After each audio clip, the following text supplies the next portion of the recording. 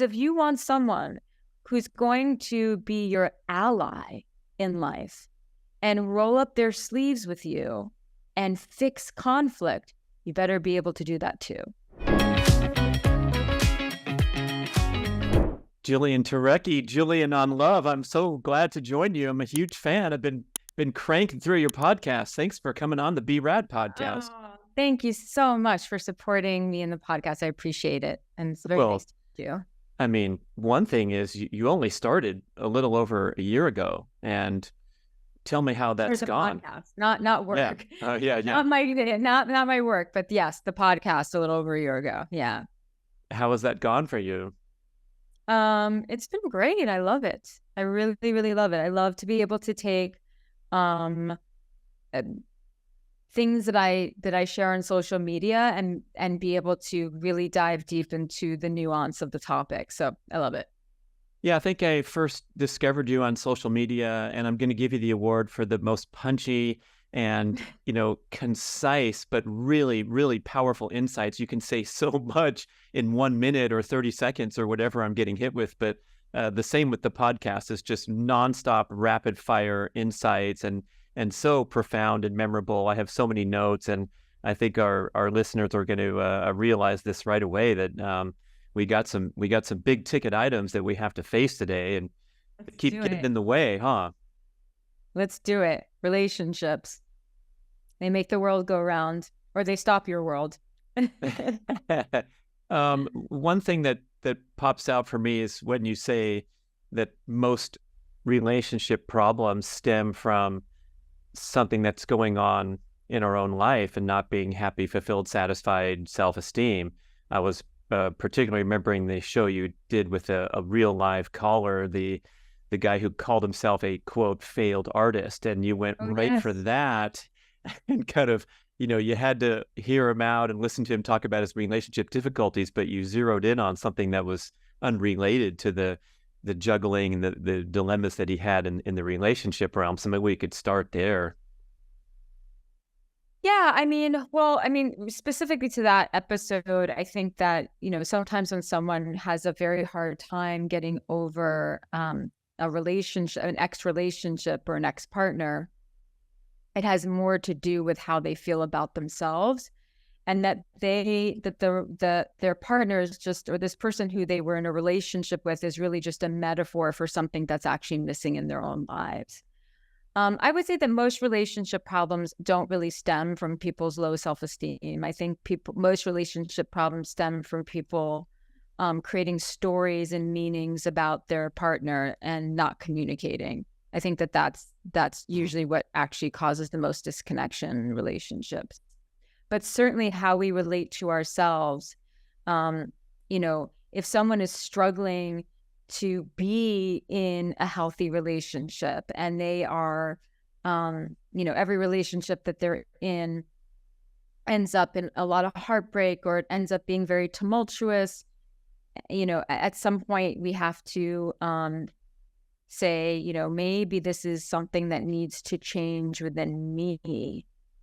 And that's when we have to kind of look in the mirror. And and the thing is, that kind of responsibility has nothing to do with blame. It's not blame. It's about saying, if I want something to change in my life, I am the only one who can create that change. And so it all starts with the relationship that we have with ourselves, for sure. You find people succeed if they're able to make a fundamental change in how they operate. Can the relationship transform as well? Even if the other person's stuck and they have created all the stories about you, and now you're seeing it clearly for the first time after listening to so many shows, and you can respond with kindness, directness, and authenticity. I think that we have more influence over our partner and relationships than we give ourselves credit. So I do think that, because the trap that people fall into is, well, I'll make changes if they make changes. I'll do it if they do it. I'll scratch their back as long as they scratch my back first. And the thing is that the onus is always on us in a relationship. We have to show up the way that we want to show up in a relationship. And if by doing that, we are unable to influence the person who we are in a relationship with. And if by doing that, what is revealed to us is that we're actually in a relationship with someone who is either selfish or just not committed or just too immature, that'll be revealed to us. But we can't say, I'll change as long as they change first, because we do really have a lot of influence. I mean, anything that's not working in a relationship is because of a dynamic. And so if you can at least change your part in the dynamic, you could most certainly have the potential for changing the dynamic entirely. So how or why do we create these stories that you just mentioned is one of the main sticking points of relationship? That's what the mind does. Right. The mind is just the storytelling machine, and the mind will do anything in its power to convince us of certain things. And so we are very few people, very, very few people in the world are skilled communicators. A very small percentage of people have skill or have good social skills and good communication skills. And when we're in a relationship, the stakes are higher, right? Because we feel most vulnerable, we feel exposed, we're afraid we're not going to be enough, we feel like we're going to be rejected.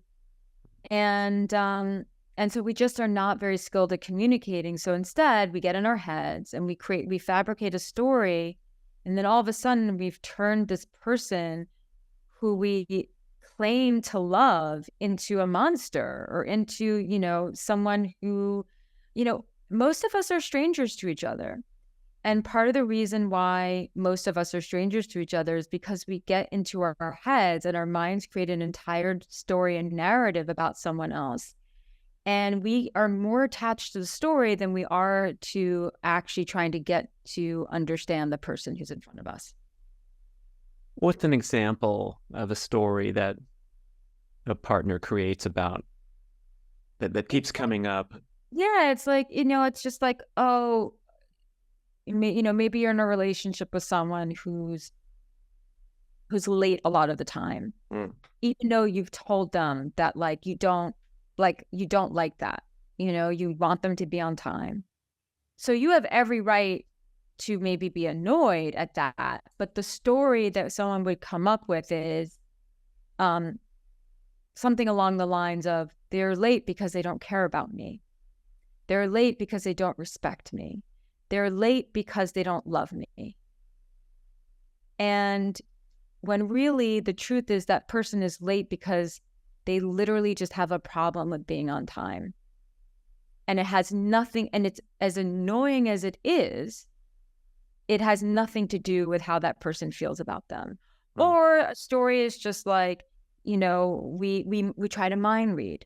So we're imagining what this person is thinking and feeling, and then we're reacting, responding to this imaginary story of how they're thinking and feeling, as opposed to communicating. Yeah, and I suppose then the person tries to explain themselves. I didn't really mean to be late. Please don't take it personally. And you further overlay that with another story like, oh, you're just trying to get out of it now. You don't really mean it or whatever. And we just keep going down. It's exactly. And you can just go down that rabbit hole pretty fast and deep. So how do we... Also, there's much longer, bigger stories, but it's usually the story is, they don't care, they don't love me, they're always like this, they never do that. And we mind read, and we claim to think that we know this person like the back of our hand. And so we know that that's why we're doing it. And all these assumptions, as opposed to communicating. Yes, you were obviously flirting with Gary over there in the corner for so long at the party because you don't care about me, or you're not sensitive, or this and that. It's all the story. Exactly. When really that person wasn't, like, they were just having a conversation. And then, there's well-meaning attempts to communicate that sometimes go spin out. And how do we extricate from that pattern? we have to have some willpower, and we have to stop our Mm, discipline. We have to actually stop ourselves and say, oh mm, my God, I'm in my head right now. I'm in a story. And it's because usually these are the stories that dysregulate our nervous system. These are the stories that make us feel sad and angry and all these emotions. So the first clue is is our emotional state. So if we're feeling angry or resentful or pissed off or upset, then we have to kind of get curious. So it starts with curiosity before it becomes the discipline is in the commitment to becoming more aware of the fact that you do that and to try to catch it in real time. That's the discipline. And then the curiosity is just like, oh, okay, I'm feeling all this. What's the story that I'm telling myself? Like, could something else be true? And maybe I should just talk to them about it mm. Discipline and in a curiosity, people. non-accusatory way. Right, right. So when we exert that discipline, that curiosity, then we extricate from especially the dysregulated nervous system where we can't listen, we can't communicate well, and the discussions turn into big arguments. And some people are, if they were to be honest with themselves, are really good at creating those stories. Like that's actually the reason why their relationships never end up lasting, is because they're always creating those kinds of stories. And so that's when you just have to say, okay, I have a problem with this. I get in my head, I mind read, I don't communicate. Mm. This is how I contribute to the dysfunction of my life and of my Yeah. relationships.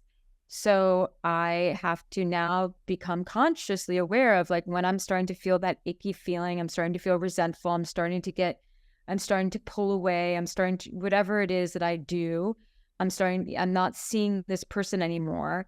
What's the story that's in my head right now? And now I need to communicate. Yeah. Do you think there's like a sort of a background perverse appreciation for staying stuck in these patterns where you get some sort of a payoff and you're so used to creating stories and being self-righteous or whatever's going on that Yeah. you're not quite willing to be disciplined and open.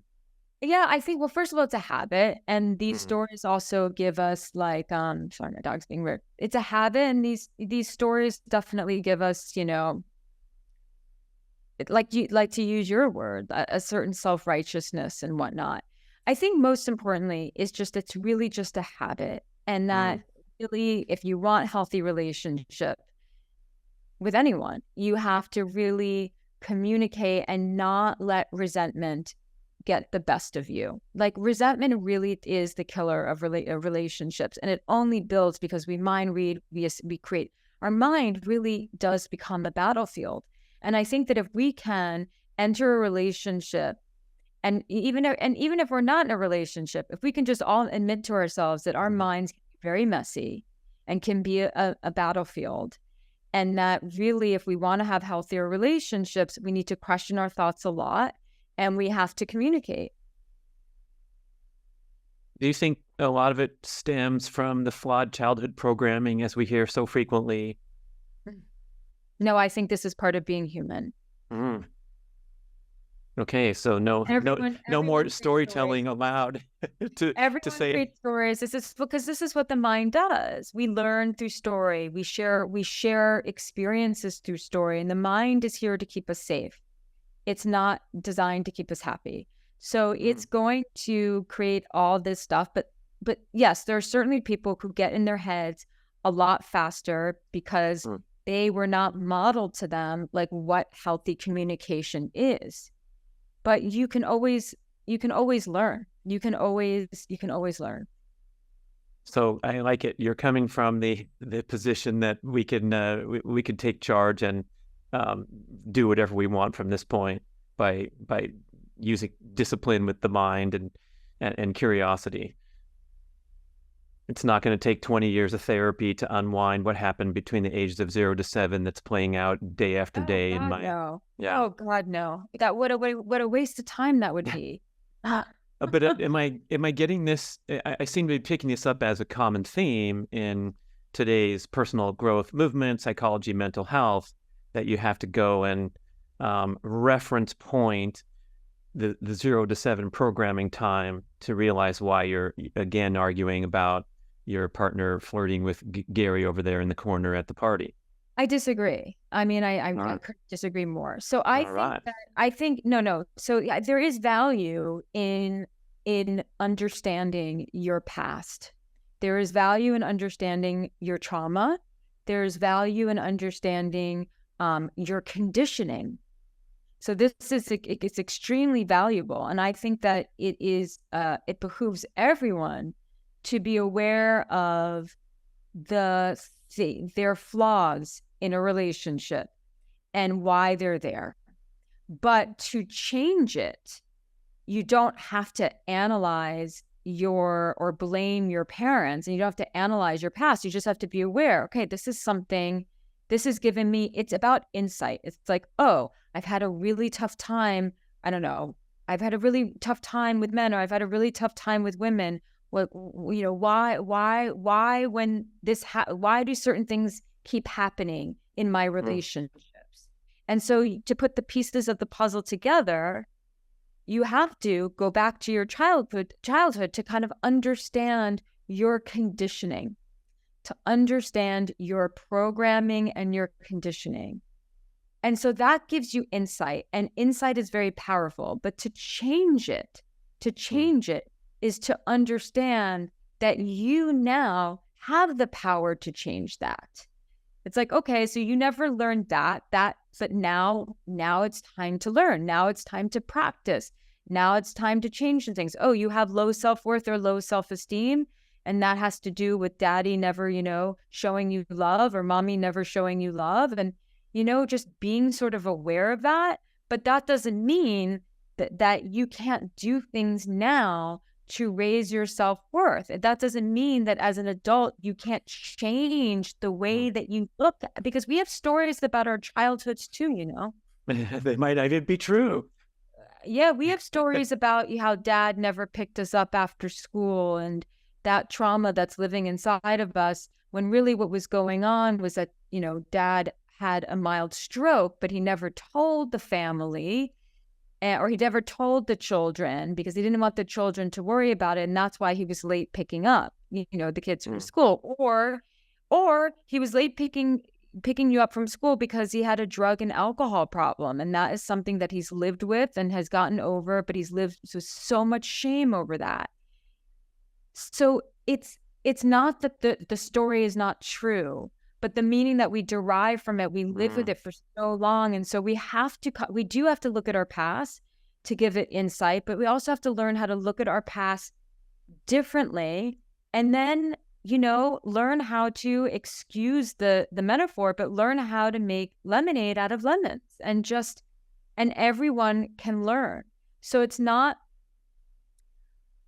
I'm not poo-pooing therapy. I just don't think that it's be all end all. Like, knowing where the origin of like some of your fears come from is just one step. It's not the whole step. Right. And this, I'm drawing a parallel to like, diet, exercise, healthy living advice, where, let me ask you, let's say we have the information, we're armed with the tremendous insights that we got from this very show in the first part of the show. It could be life-changing, right? So what do you do if you're engaged with, let's say, a client, or even a listener to the podcast, or a close friend or family member who seems to be armed with the proper knowledge, information, and awareness, but continues to play out, especially under the stress and pressure of relationship dynamics, where I know how to handle this situation, I've learned very carefully, I'm ready, and then I cave in under pressure and revert back to anger, defensiveness, resentment? Well, it's just to keep practicing. Keep practicing. Right. Instead of practicing, like to apologize, then to learn how to apologize, then to learn how to own your behavior and to do better next time. You see, everyone is in control of their behavior. Hopefully, right? No, everyone is in control of their behavior. Unless they have a severe mental illness, everyone has I the see. capacity to be in control of their behavior. Right. Right. If they're not, and then it's just like, yeah, I mean, then someone might just have to hit a rock bottom, an emotional rock bottom, for them to change. Honestly. Yeah. Yeah.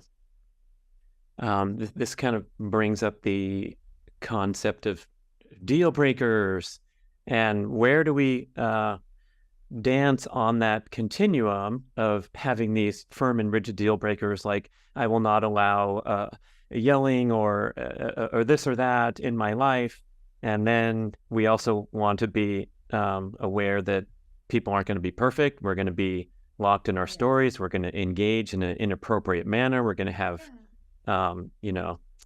fireworks and things that aren't perfect.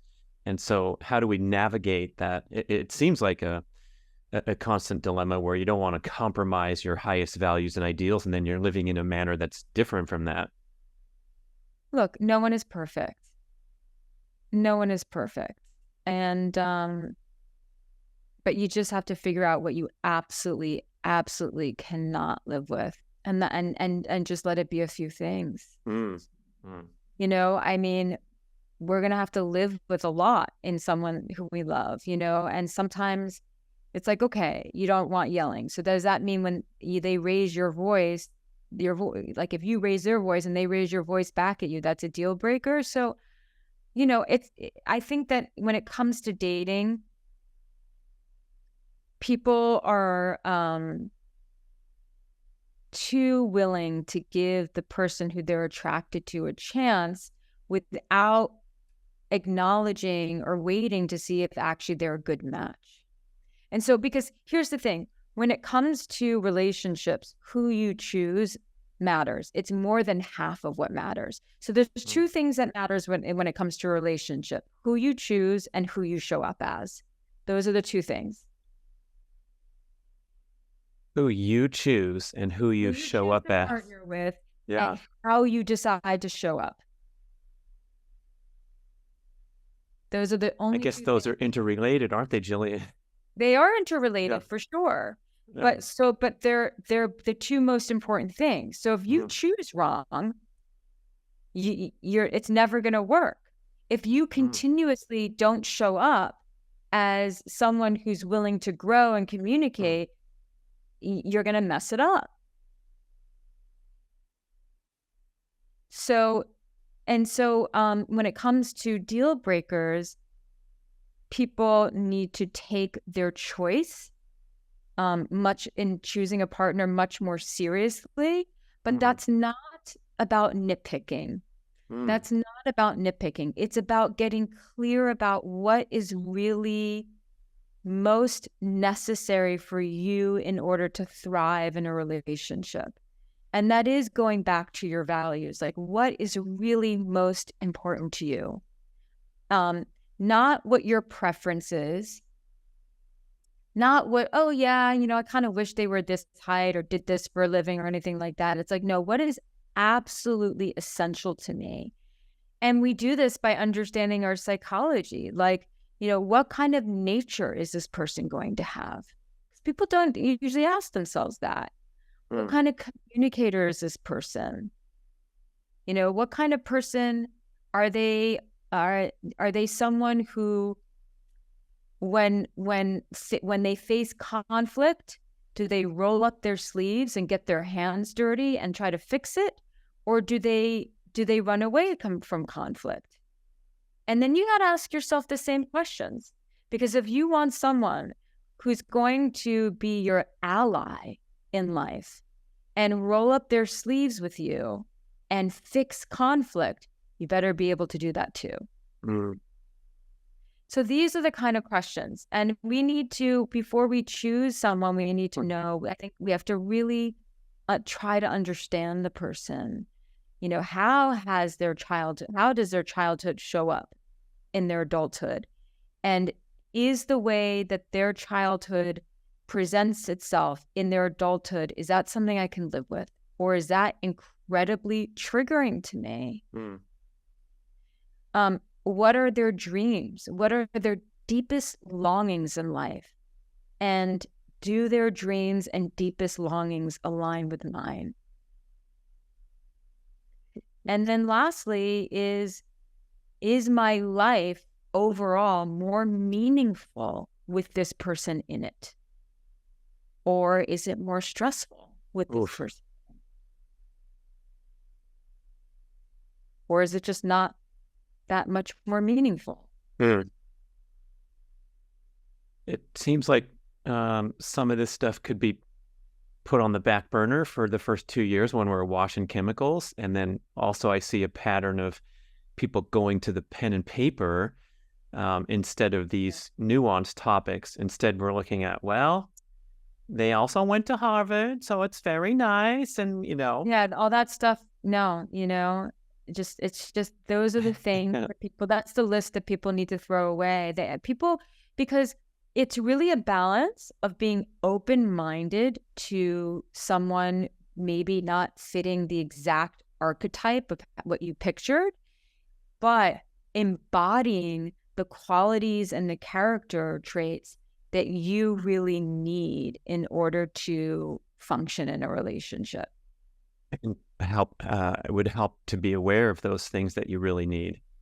Yes. So that's the list that's really important to write down. Yeah. And that's where your deal breakers are born. Yeah. Right. Is there this new influence in recent generation where the opportunity to try a different option is so prevalent and so immediate that we might be not engaging fully with the decision-making process and getting to know someone because a mobile device away is another fresh start with more chemicals awash? Right. Wait, so what's your question? Like, is that getting in the way these days? The fact that there's 12 other... I mean, I've watched one of the shows for the first time, the Golden Bachelor. I was forced to watch it. It was pretty interesting. I'm loving it. Yeah, I heard your show about you did a show about one of the reality shows, and you said it was, a good insight on human nature, and I agree. It was kind of crazy and weird for me to watch it, and a little stressful after a while when there was, just all the drama behind the scenes. But it's just too many choices. Right. Yeah.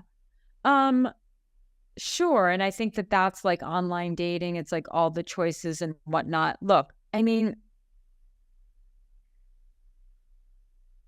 this is why I think that, because I teach to people who, if I'm teaching to singles, I'm teaching to singles who want long-term partnership. So I'm teaching them what they need to look for long-term partnership, not for a great affair or a fling.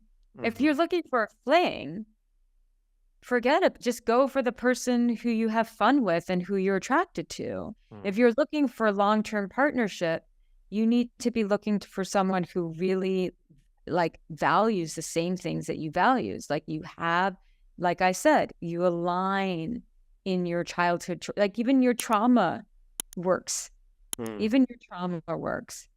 So if you're let's say as a woman, you've got some daddy issues where daddy didn't love you, and your pattern may have been to date men who felt, overwhelmed by the idea of commitment. They're always sort of pulling away a little bit. That's a very classic thing. So what you would have to do is stop dating men who have commitment issues and date men who are very much available, who love their mom and who want to love you. And that might be well, how do I do that? Well, there's different ways to do that. And maybe you have to dig a little bit into your past to really understand that. But ultimately, it's about making better choices. And it's about making better choices. Is it common to push away those more appropriate candidates because we're, Yeah, why? Why do we go for the Well, it's bad boy or whatever they call it? yeah. Well, I mean, well, why do women go for the bad boy? The Women age-old go, question. Yeah. yeah. So I'll tell. Well, I mean, it's a very simple answer. Ooh. The reason why women go for the bad boy is because archetypically the bad boy represents strength, even though in reality he's very weak. So he usually archetypically is presented in film and in Mm. literature as being very physically strong, as being someone who could protect you from danger. Mm. He's usually very tough.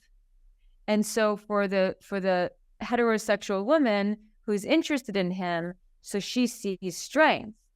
But in reality, the bad boy is and she also, let me backtrack a little bit. So she sees strength.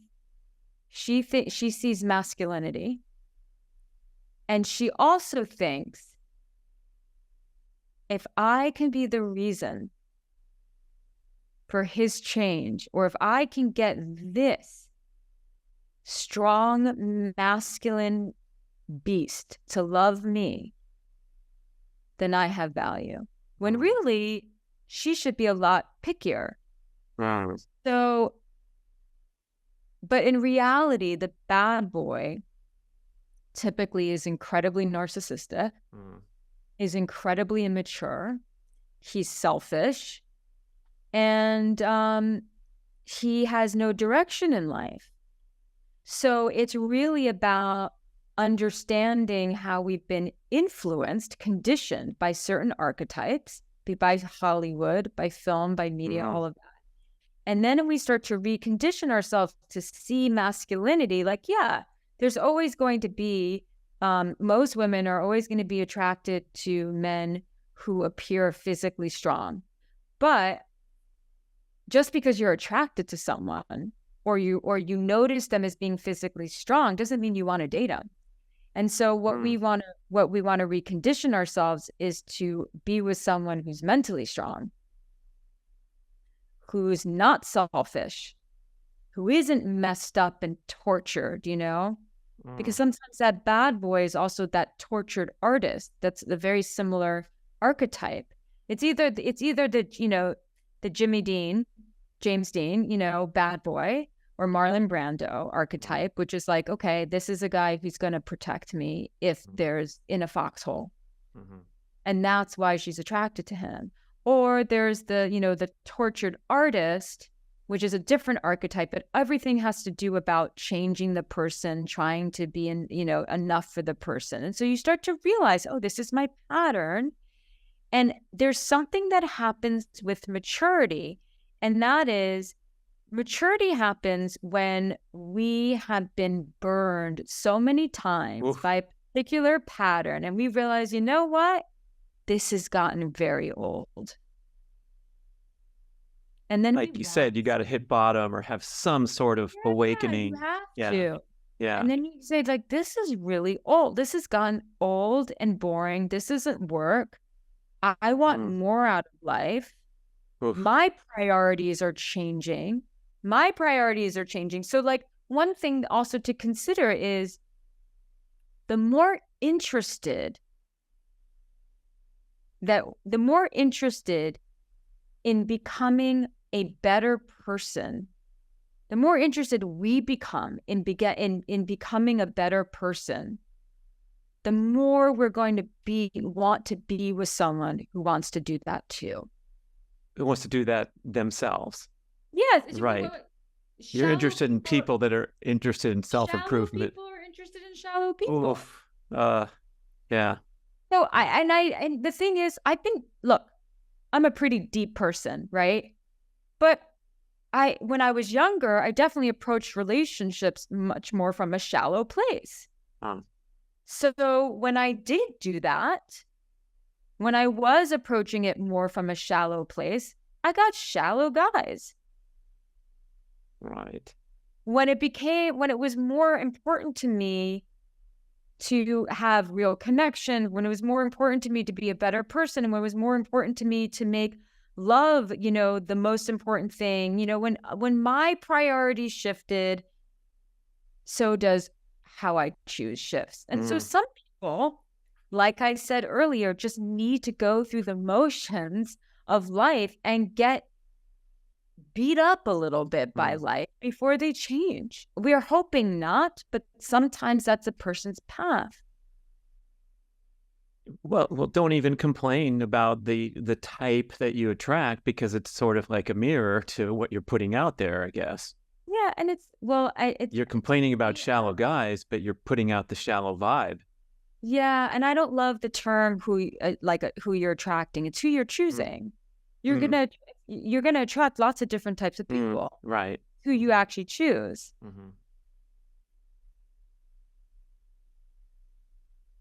Oh, can you give a corollary for what is the women are attracted to the bad boy and the men are attracted to the The broken bird.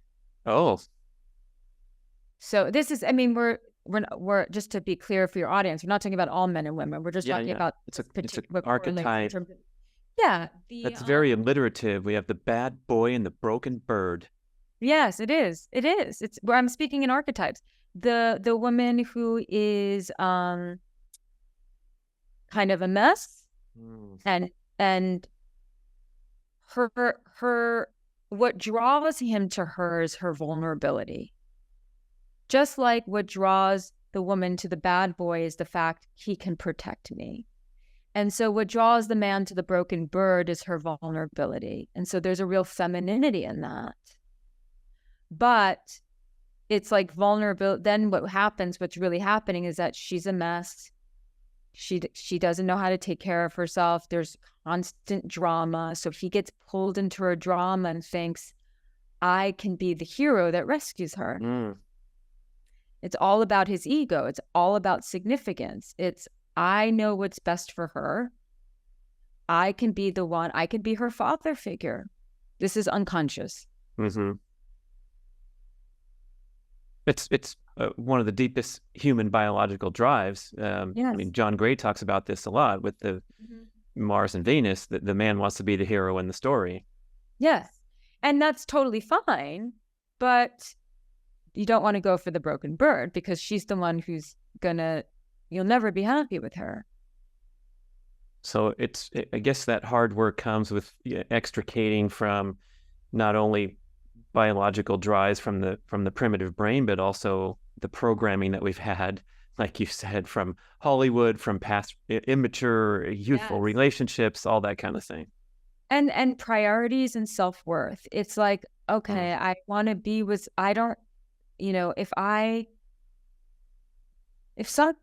this is, again, unconscious, if people don't feel like they have value, they'll figure out a way to be needed. And so to the broken bird, she needs me. She'll never leave me. She needs, I'm always going to be the hero. At least I got that going for me. At least I got that going for me. Exactly. And women do this too with men. And also this happens all the time in same-sex relationships. A lot of women will play the therapist, and then she has the man crying on her shoulder and whatnot. And she's like, okay, he needs me. He's opening up to me. And then it's like, well, no, you don't want him.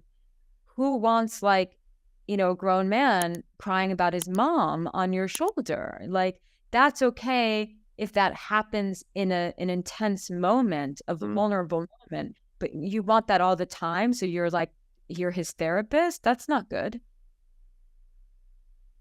Right. So how do we move past that?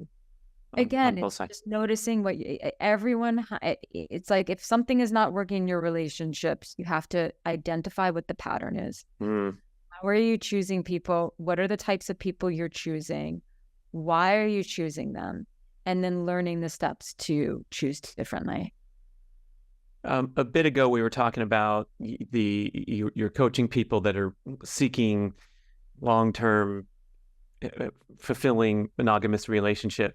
And I wonder today, because we don't no longer have to conform to these rigid and dated ideals. We can be free to live our lives and choose whoever we want to love and whatever we want to do with our life. We can choose out. We can do, serial short-term flings.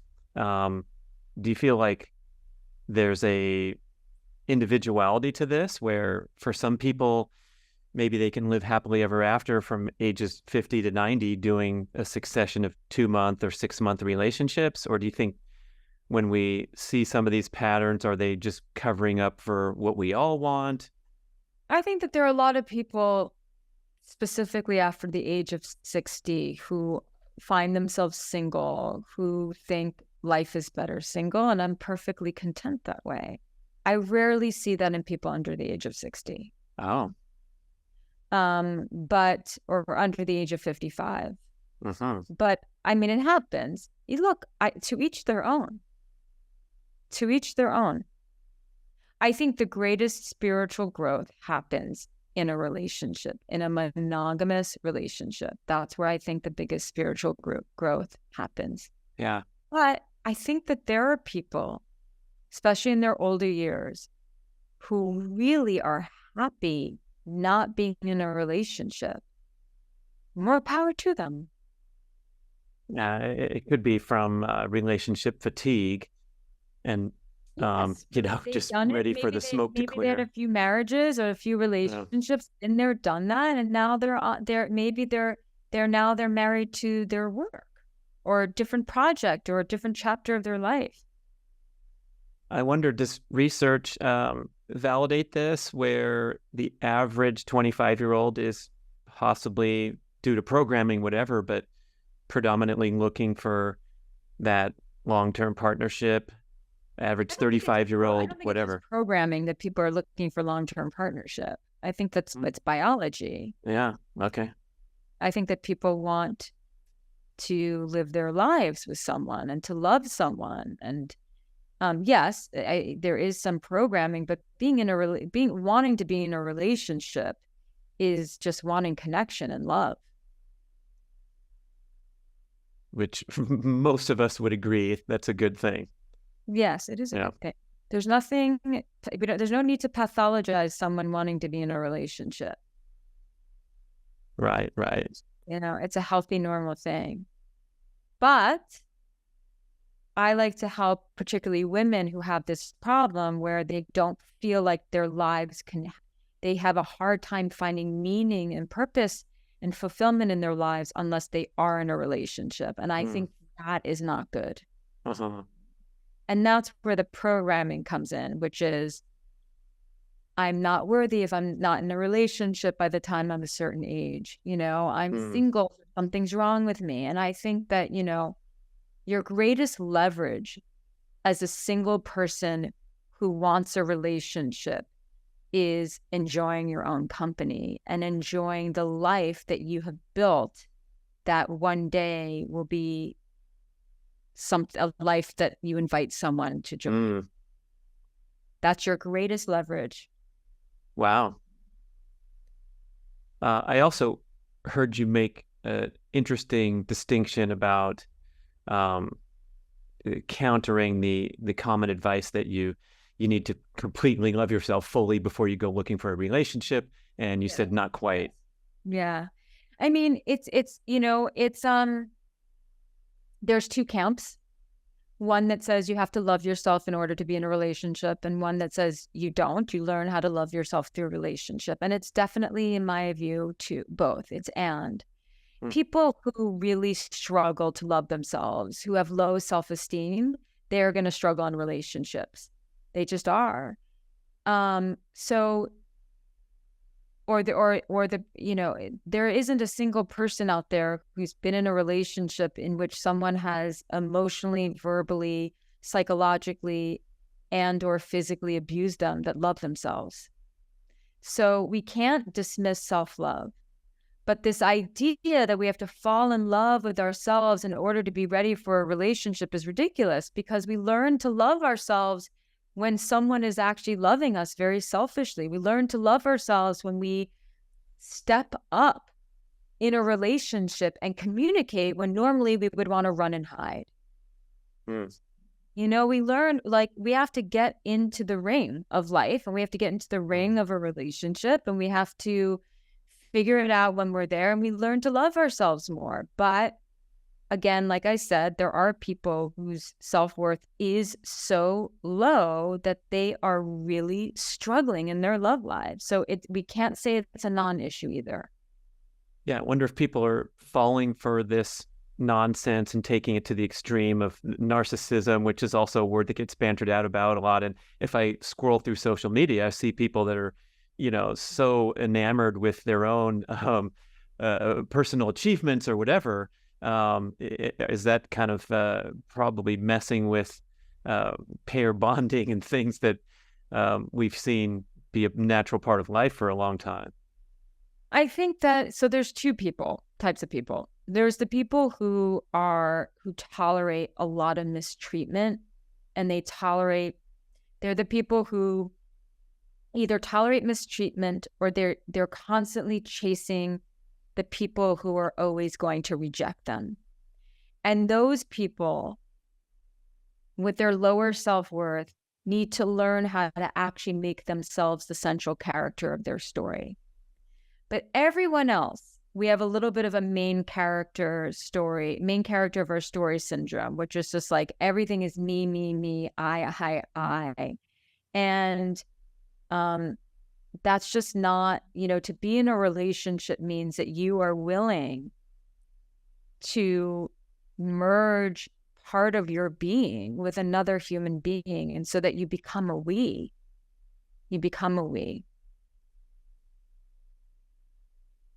And so choose wisely, because you're choosing to be someone's ally. You're choosing to be their partner in crime in life. And so you got to choose wisely. Do the chemicals actually get in the way to ask those hard questions, like the few that you mentioned a while ago? And how can we extricate from that? Should we have a moratorium against physical intimacy for 6 months while we keep peppering them with more questions about their hopes and dreams in life and things like that? I think it's not about peppering questions. I do think it's about abstaining from sex because sex complicates things.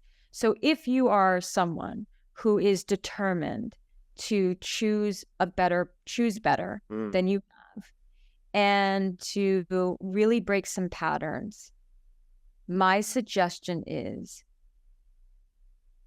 get to know someone on a profound level before you take it to sex and playing house with each other. So before you're having sleepovers, before you're going on vacations together, before you're before you're doing all that stuff, get to know the person. Go slow. And do you have any tips logistically? Like, can we take a long hike and get that done, or a lingering over dinner for 3 hours instead of 1? Yeah, or just, spend time together, ask really important questions, like, tell me about the last time you stayed up all night, like what was happening? Or, tell me about the last time you were really proud of yourself. What was going on? Like, like I said, people don't have the best social skills, and they don't really ask the best questions. And I think that and we also learn a lot about a person just by observing how they treat their family, how they treat their friends, how they treat the waiter. So I think, like, if you're really trying to break a pattern, and obviously, like, everyone can take this with a grain of salt, but if I'm working with someone who's repeatedly been hurt, or if they've ever been in anything abusive, you better believe, like, it's like really, really going slow. Like, build a friendship with this person first. But yeah, chemicals they completely and utterly get in the way. And I think that it's a really good practice to not go there until you really get to know someone. And you not just get to know them, but they really get a chance to get to know you. And you really you develop an emotional bond. And then this is the complete reverse of how people usually do it. But this is what I'm suggesting. Yeah, it seems like another example of overcoming our biology and our primitive brain Yeah. to have Well, a better life because than great 100%. grandfather who knocked up somebody, and that was the family tree 100%. right there without the single thought, or had an arranged marriage or whatever stuff Yeah. that we're thinking we can do better today. Yes, because that's the reality. We are not primitive. Like we do have a primitive brain, and we are, you could argue we are animals, but actually we're not monkeys. We've evolved. We've evolved. So we're actually not. We have a higher mind, which is part of our consciousness, which means that we can actually choose things. We can choose. We are not driven just by instinct. So we are different from animals. And so, yes, you don't have to do that. But the thing is, most people, they sleep together and then they get to know each other. And sometimes that works. Oftentimes people get hurt and end up in relationships that don't work. Yeah, and it's kind of a free-for-all today, perhaps more so than any other time, where you actually Yeah. have tremendous opportunity to just go around and act upon your animal instincts in a variety of ways. Yes. And one thing is that, speaking about just heterosexual women who date men, one thing about men that men don't even realize about themselves is that really, really bothers women. Ooh, nuggets at the Okay. end, people. Yeah. So men, when they like someone, most men will go into a deep hunting mode. They'll pursue and they'll hunt and they'll pursue. And women love that. It's like if we're like attracted to you and you're pursuing us, we're like, oh my God, this is really, like we love it. We love it. But there's something that happens, whereas as soon as then the man is able to sleep with her, even if he doesn't entirely lose interest, he relaxes and stops pursuing. And this is a very, very, and I don't think he's conscious of this. I think this is him operating from his biology because he's gotten it. He hunted, he got the kill, he got it. So now he can chill. And the woman is just like, what the hell? Now that you slept with me, you don't care. And so it's a very, very painful thing for a woman to go through, because then she starts to feel used. And this is when she starts to then try to, chase him and please him and try to get him to pursue again. And she just tries to do everything. Now, so there's two things, and this is what I teach men all the time who do this.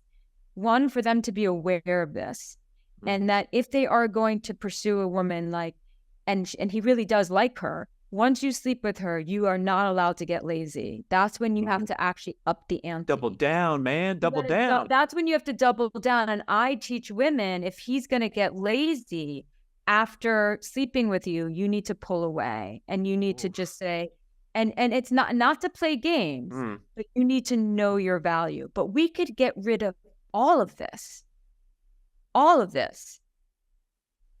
if we didn't actually sleep together so quickly and actually formed a really, really deep bond. So like that act of sex, the intercourse, isn't really like, for the man, I've conquered and killed and I've gone. It's like, oh my God, this is not a conquering. Like this is something that the two of us have been talking about, working towards, building towards. So the relationship has already been built in many ways before you actually go there.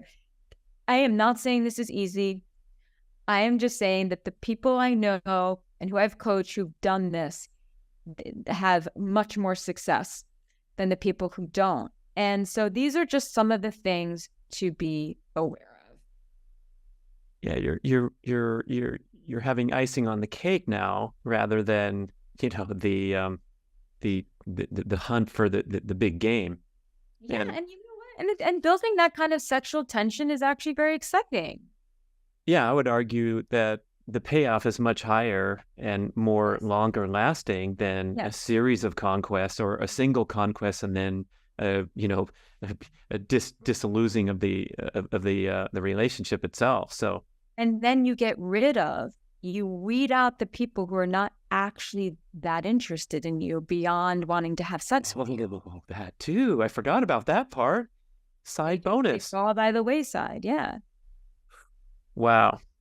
Um, like I mentioned at the outset, an hour with you is probably equivalent to like 20 therapy sessions, in my opinion. I mean, I really mean that, because you clearly show so much experience and so much insight, and there's never been a dull moment here. So I'm going to urge all my listeners to play this show twice, and also maybe you can tell us how we can get connected with you, and get ready, people. Fasten your seatbelt. Here we go. Well, I appreciate the compliments and the kind words, and I'm very, very grateful. So thank you. Basically, you just need to know my first and last name, Jillian Turecki. You can find me on Instagram at Jillian Turecki. My website is jillianturecki.com. I'm also on TikTok and other social media platforms. And then my podcast, Jillian on Love. Fantastic. Highly recommended. And maybe we'll catch up again when I prepare another 20 questions going further down the road with all these great concepts, but so much to learn. Thank you so much, Jillian Turecki. Thank you so much for having me. Ding. That's a wrap.